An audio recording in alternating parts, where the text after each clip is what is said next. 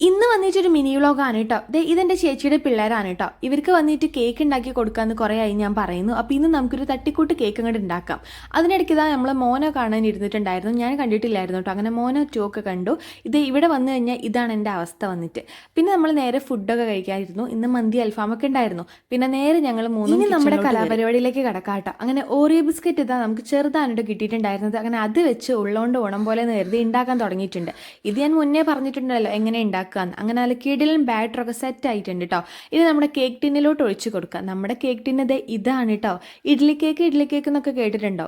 ഇതാണ് ഇപ്പോൾ കണ്ടോളൂ കേട്ടോ. ഇതാണ് നമ്മുടെ ഇഡ്ലി കേക്ക്. അങ്ങനെ ഇഡ്ലി തട്ടിൽ കുറച്ച് ഗീയൊക്കെ സ്പ്രെഡ് ചെയ്തിട്ട് നമ്മൾ 3 കേക്കാണ് ഉണ്ടാക്കിയെടുക്കുന്നത്.